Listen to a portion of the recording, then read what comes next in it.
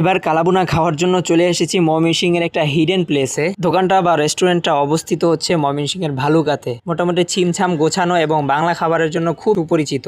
এখানে বাংলা খাবারের মধ্যে অ্যাভেলেবেল সব খাবারই ছিল। আমরা অর্ডার করেছিলাম গরুর কালাভুনা, হাঁসের কালাভুনা আর হচ্ছে গরুর বট ভাজি। শুরুতেই ভাতের সাথে তারা একটা ভর্তা প্রোভাইড করেছিল, শুটকি ভর্তা। খেতে ভালোই লাগছিল, কিন্তু যেই পরিমাণের ঝাল, এত ঝাল খাওয়াতে আমরা অভ্যস্ত না। আমরা জানতাম ময়মনসিংহের মানুষ ঝাল খায়, ঠিক আছে, কিন্তু এত পরিমাণের ঝাল সেটা আগে জানা ছিল না। ভর্তাটা আমি শেষ করতে পারিনি। ভর্তা শেষ না করেই এটাও তুলে রেখেছিলাম। তারপরে গরুর কালাভুনা দিয়ে খাওয়া শুরু করলাম। মাশাল্লাহ, স্বাদটা ছিল খুবই দুর্দান্ত। গরুর কালাভুনা দিয়ে খাওয়া শেষ করে এরপরে নিলাম হচ্ছে হাঁসের কালাভুনা। এটাও খুব সুস্বাদু ছিল।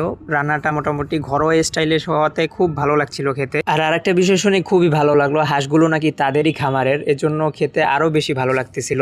সর্বশেষ নিয়েছিলাম গরুর বট ভাজি। এটা অত বেশি ভালো লাগেনি, এটা এভারেজে থাকবে। অর্থাৎ গরুর কালাভুনা আর হচ্ছে হাঁসের কালাভুনার থেকে এটা স্বাদটা একটু কম লাগছে। গরুর কালাভুনার দাম রাখা হয়েছিল 300 টাকা, হাঁসের কালাভুনাও 300 টাকা, আর গরুর বট ভাজির দাম রাখা হয়েছিল 150 টাকা করে। আর এই হোটেলের লোকেশন হলো ময়মনসিংহ ভালুকার সিড স্টোর নামক স্থানের মেইন রোডের সাথেই।